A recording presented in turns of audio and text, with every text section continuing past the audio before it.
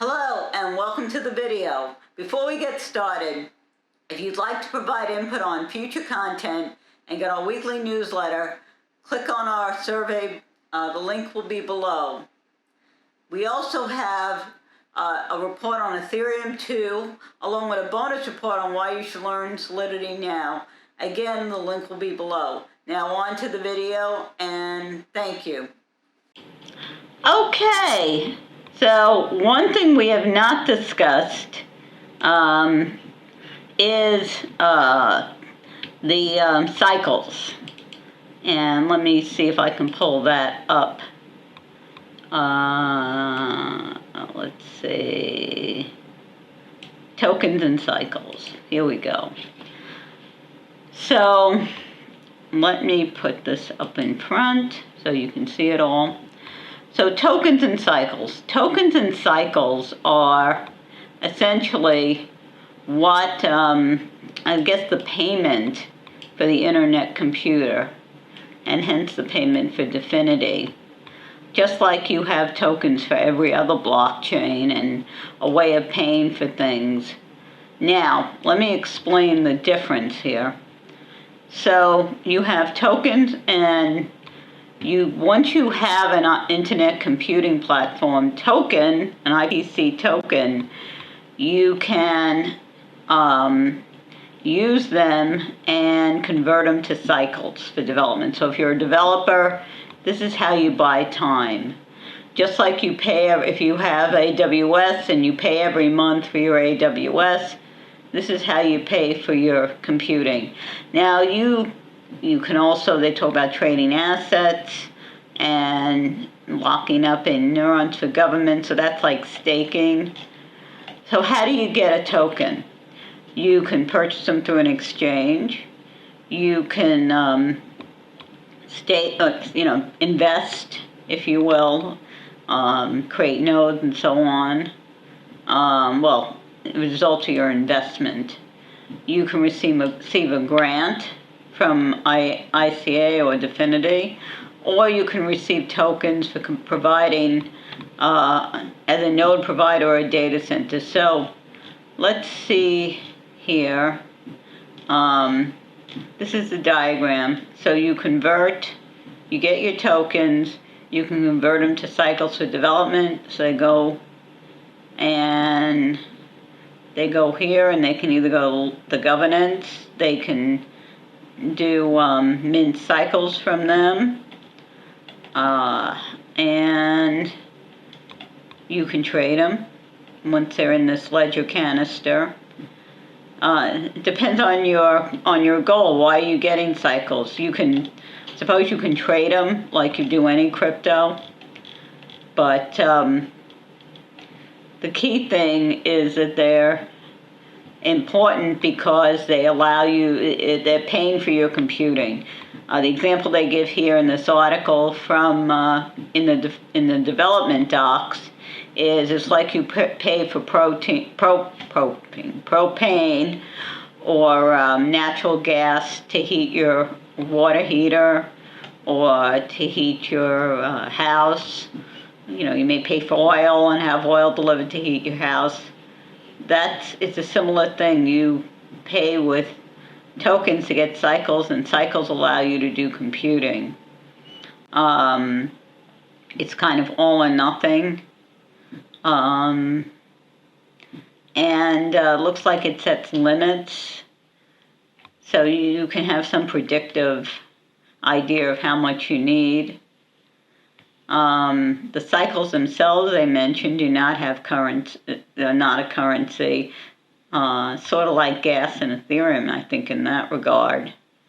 They cannot be converted back to protocols, but they can be transferred between canisters. So let's say you buy too many cycles, you put in too many IPC tokens, and you have too many cycles, you can move them to one of your other programs. And the tokens can fluctuate like any crypto. They can be exchanged.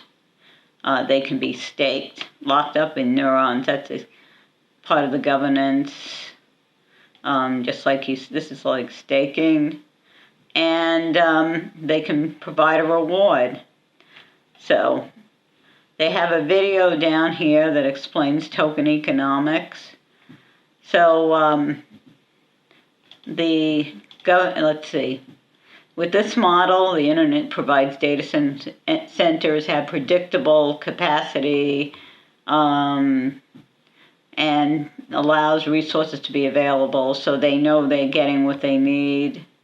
So if a computer network requires additional capacity, they can get bids. They can contract for a number of servers.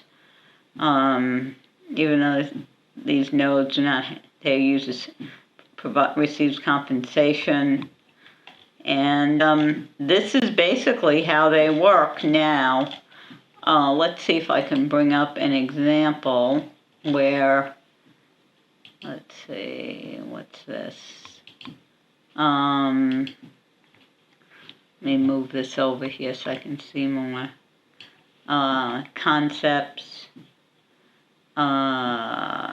Let's see, developer docs, getting started. Let's see. They had some examples. We may be able to look at the playground. Here we go. So, actually you can do, here we go. So, let's see, who am I? Counter. See if they have one here. Game of life, superheroes, calculator, counter. Let's see if this does it. If this does it. No, I don't think so. But they do have examples. Protocol examples. Here we go.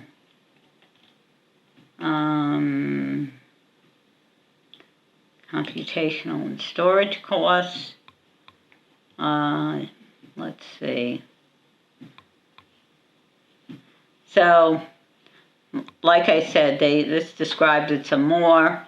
They're similar to gas and Ethereum, and the description, compute percent allowed per second. So this goes through how much things cost for training. So 1 XDR is equivalent to 1 trillion cycles. Exchange rate. So this goes through how this works, and it's based on the price of XDR. So, and of course that's going to vary a lot. So this is basically how cycles work. This is the coinage of the internet computer, and allow you to pay for your computing power.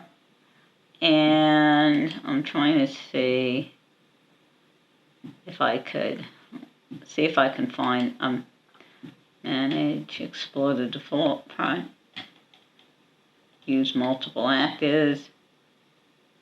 Here we go. So here's an example.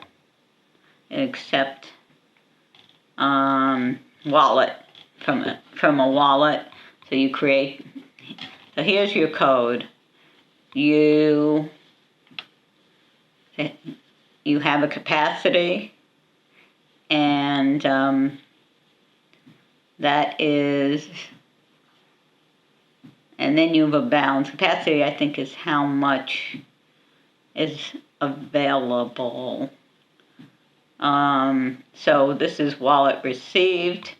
So the amount is cycles available. The limit is capacity minus balance. And accepted if amount's less than the limit. And otherwise it's the limit.